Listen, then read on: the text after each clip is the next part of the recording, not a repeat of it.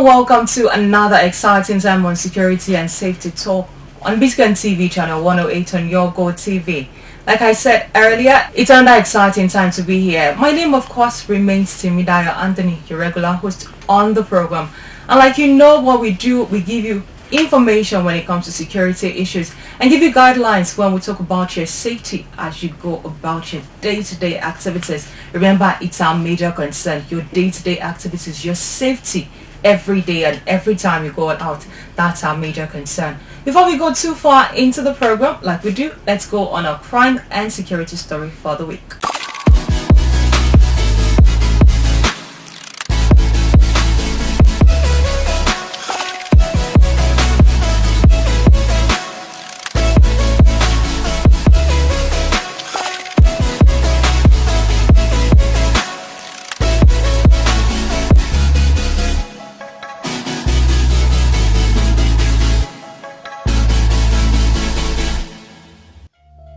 SARS.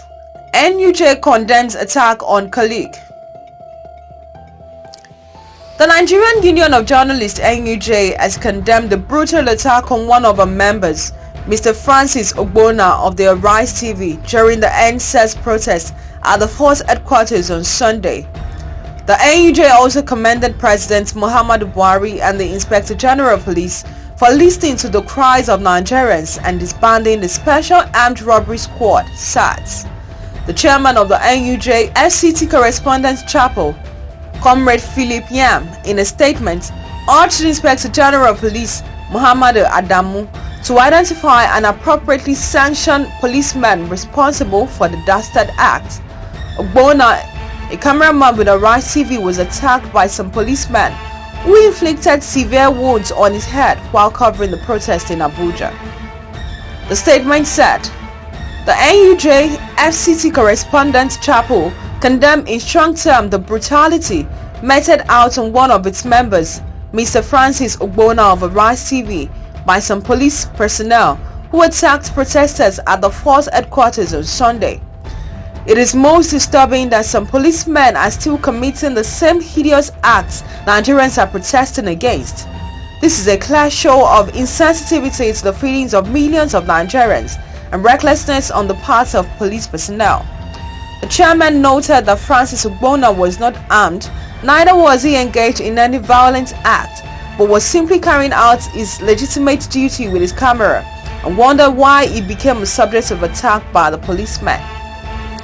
This is unacceptable, and the NUJ FCT Correspondent Chapel condemned this act of brutality and insanity.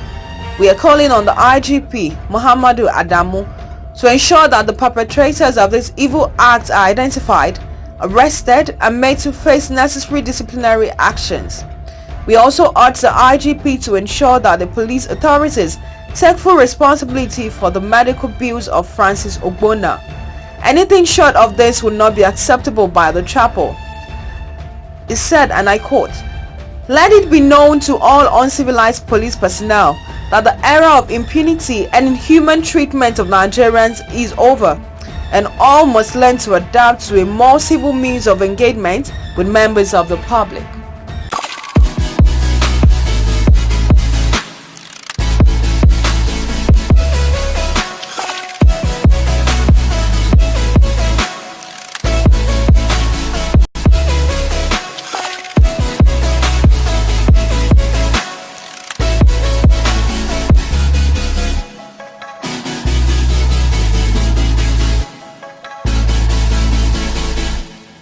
Welcome back.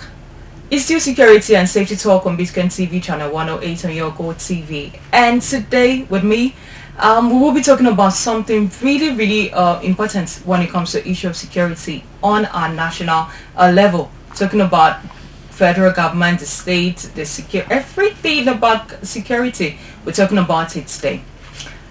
Our topic for today on the program is amnesty ideology. Amnesty ideology. I'm sure at a point you have heard about this word from the federal government talking about it. So this group that has terrorized us for a long time, amnesty ideology. That's what we're talking about today. And to discuss this issue with me here in the studio this morning, I have a great personality. I'm so honored to have him in the studio this morning. I have with me Barrister Ade'S. I'm going to give you a bit of his biography. Barrister Ade'S is a member of the Nigerian Bar Association, the International Bar Association, and his law firm is called Ade'S LP. It was founded in the year 1992. He's also a chartered arbitrator and also the director of several companies. When we talk about background check companies, he is a major source when we talk about this company. Also, he's a legal advisor of many companies and is married with 4 beautiful and amazing children. So for you to know that the person I brought to the program this morning, he is all encompassing when we talk about knowledge of the legal practitioner and when it comes to security. Welcome to the program. Thank you so much. It's good to have you here. I'm glad to be here. Thank you. So let's talk about amnesty ideology. Let's talk about this. Now the first question I have here says, what is amnesty ideology? Let's break it down to the barest minimum. What is it? Well, if I'm to choose a word, I'll say pardon. Amnesty is pardon for offenses that have been committed, for acts that the society ought to have taken action against. And when you say amnesty, you're thinking of forgiving those who had wronged society so that society can move on. And it has the root word amnestia, meaning forgiveness. So when you talk of amnesty, it means forgiveness. Now the ideological part of it is that each nation state chooses which offense to prosecute and which offense to forgive, depending on the nation state, the environment, and what had led to the problem. In Nigeria, the ideology is that we would prefer the internal integrity of our nation. That is why we have offered amnesty to 2 sets of people in the Niger Delta region and recently the ongoing Boko Haram issue. So it's really from the point of view of the nation state what it chooses to do with some offenses. Some offenses will be prosecuted, but because of wider issues, greater issues, then amnesty is a chosen tool to forgive offenses that have happened. Okay, so now let's talk about the idea of the federal government coming up with issue of amnesty for the terrorist group. What do you think about it? How does this portray us as a nation? Well, when you think amnesty, really you think of 2 dimensions. The dimension of the nation state that is choosing to forgive offenses, and from the point of view of the victims of the offenses that amnesty is now being offered.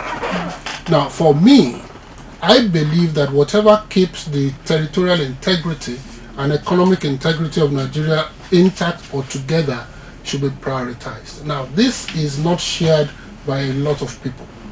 There are people, for example, when it comes to the Boko Haram issue, there are victims, families of victims, loved ones of victims who feel it is not on. But again, in society, you have to balance contending interests. Now, if you trace the history of amnesty in Nigeria, the Niger Delta issue, it got to a point where it affected the economic well-being of our country. It affected the cohesion, social cohesion in the Niger Delta. There were kidnappings, there were killings, arms were flying all over the place, and it was like Nigeria was sitting on a tinderbox. Apart from the economic angle, there was also the social impact.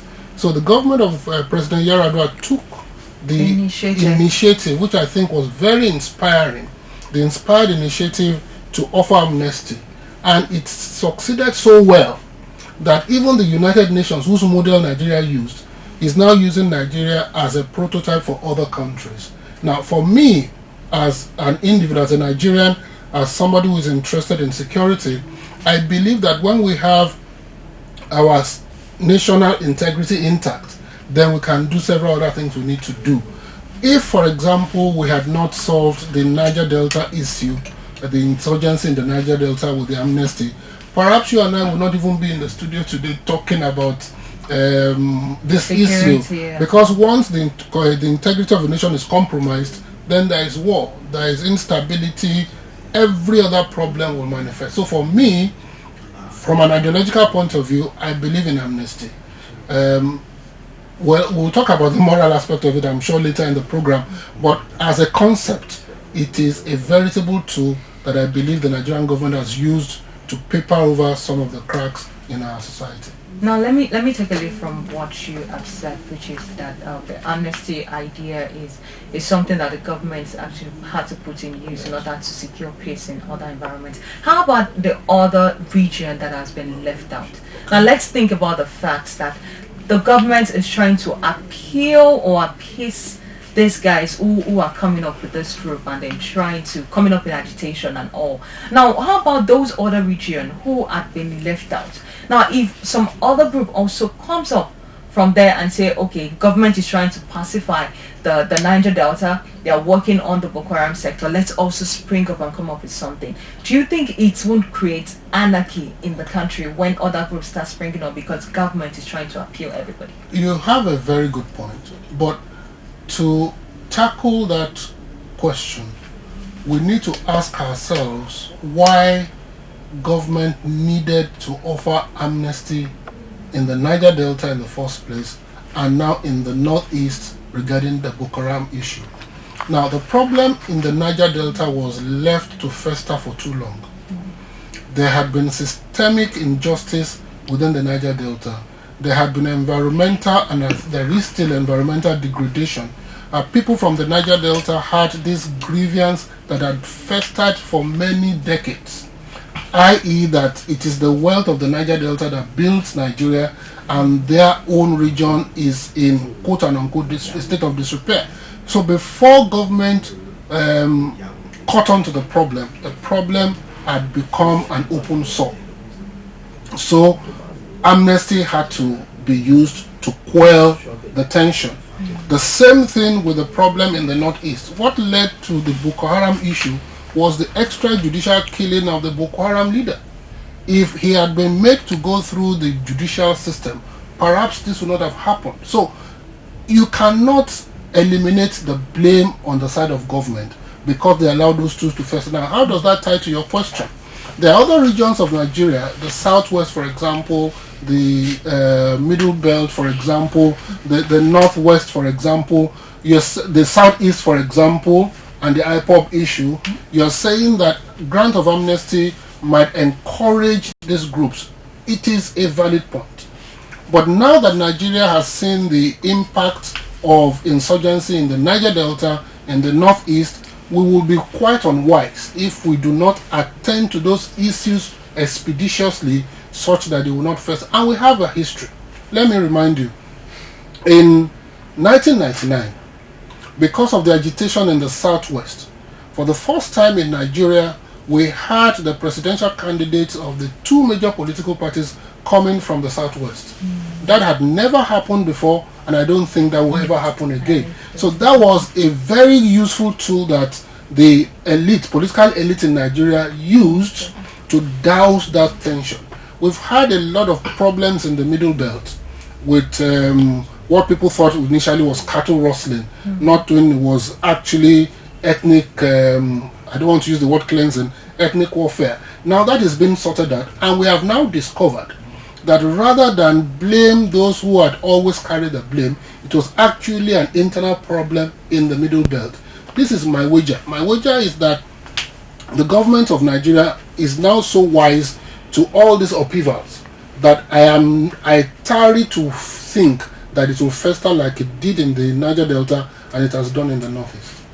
Hopefully it will work out right. I believe it will. Because as it is right now, the Boko Haram sector, they are going very, very bold. Like last week, they attacked the convoy of the Borno State governor. Twice now. Twice or three times almost within a space of 2 weeks, and they are getting bolder and bolder. Now, if the amnesty issue is to come into place, now we are placing this under assumption right now. Will the amnesty apply to the past crime or those who surrender willingly to be put on trial? We'll take it in context. For example, when the Niger Delta amnesty program was launched, there was a window. You had a limited period of time within which to bring your weapons, to demobilize, so that you can begin to your reintegration.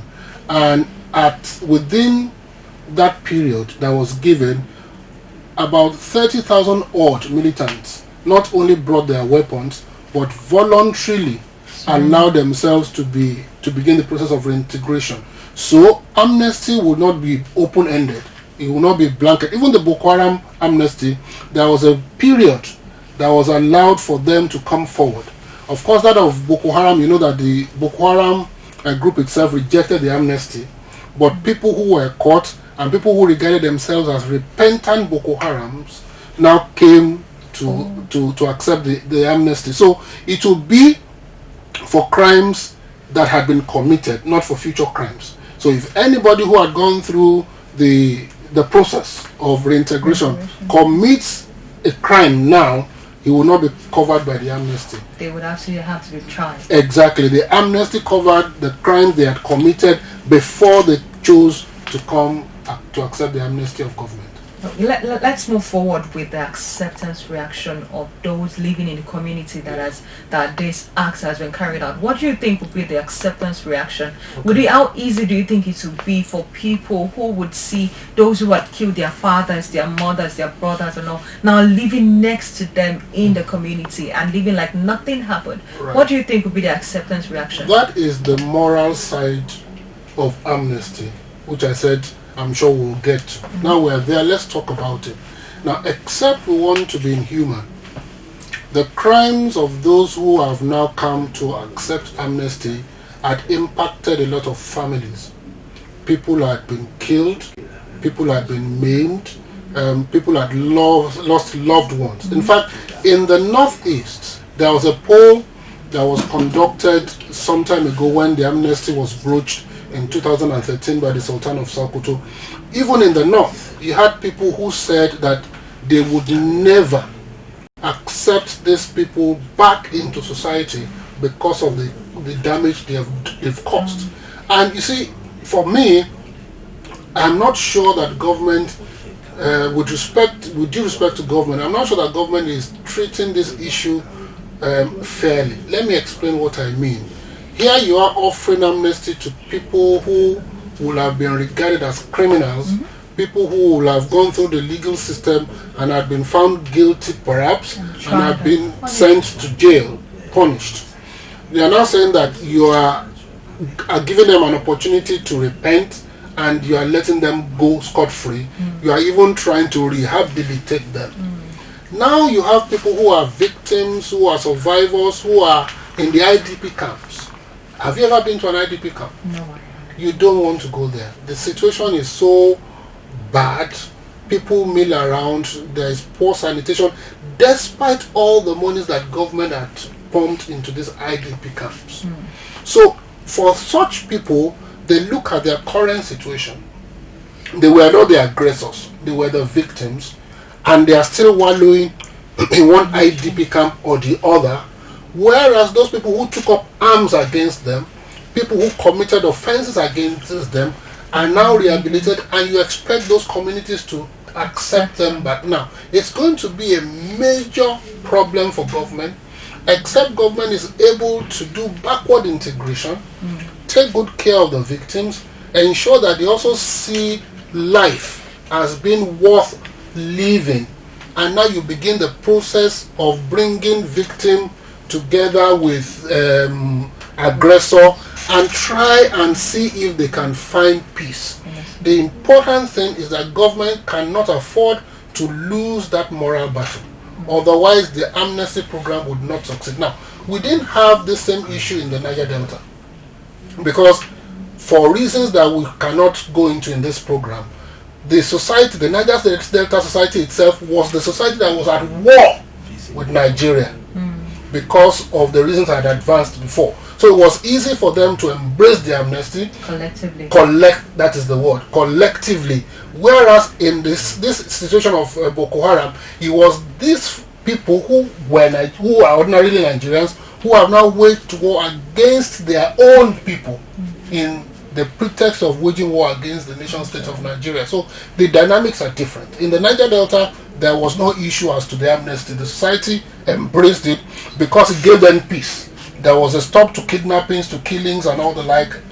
But in the Northeast, it still continues. Why? Because between society and even government, there's this parity. That integration has not happened. Such a way that they can now release themselves to accepting this repentant Boko Haram people back into society. Awesome. It's still security and safety talk on Biscon TV channel 108 on GOTv. We're going on the break right now and be back shortly. Do not go anywhere.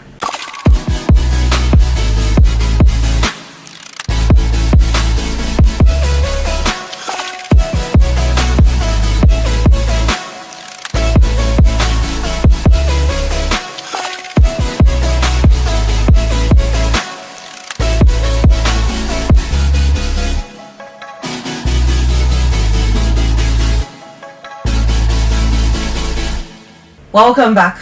If you're just joining us, I want to say you have missed a whole lot. You've missed so much because my guest has been talking in details when it comes to amnesty ideology. And of course, my guest in the studio today is Barrister Ade'S, and he'll be talking about amnesty ideology, talking about the concept of governments granting amnesty to repentant Boko Haram members or those who they think they should negotiate with and alliance with and bring about peace in the northern part of the country. We've been talking about it. We've also mentioned the issue of the Niger Delta militants and how amnesty has actually worked for them. Now, in rounding off, because we're almost out of time, but I have this final question for you, Barrister Ade'S. Now, when we talk about granting amnesty to the sectors, what does it say about Nigeria as a country that is at the front line of other countries fighting this terrorism when we talk about Africa? What does it say about our image to other Africans? Thank you. Now, this is another ideological minefield. Let me explain what I mean. You have some countries of the world who always say that they would never negotiate with terrorists. They make it a plank of their policy. But you find these self-same countries who are responsible for acts that lead to terrorism in Africa, and places like Namibia, and places like Mozambique, and places like Angola, and places like Congo, Democratic Republic, because of mineral resources. So you find that for some of these countries, yes, they can say they will not negotiate with terrorists, but what they do actually engenders or festers terrorism. That is on the one part. Now, for me, therefore, anybody who wants to judge Nigeria for embarking on this amnesty journey should look at itself in the mirror. For example, the United Nations has lauded Nigeria's effort in using the United Nations model to bring peace to the Niger Delta region. That amnesty system and program has worked in the Niger Delta. Nigeria is back to doing its oil business, and there is peace in the Niger Delta. At least there are no killings, there are no kidnappings, the rape of women and underage girls has stopped, and the society is trying to move on. So for me, ideologically, whatever preserves the territorial integrity of Nigeria, if it's an amnesty program, I'm all for it. If it's any other program and any household couch, I'm up for it. Now, any nation, therefore, that says that it doesn't put Nigeria in a good light, I ask such nations to look in the mirror. It's working for Nigeria, and I pray that it continues to work for Nigeria. Thank you very much. I pray it will work for Nigeria and bring about peace to us in the country, because it is very important for us to have peace. When we have peace of mind, then we would have safety and security in our environment and be able to go about our day-to-day activities, and also breeding our next generation who are out there to take over what is being done by the leaders of the present generation and of course the present administration.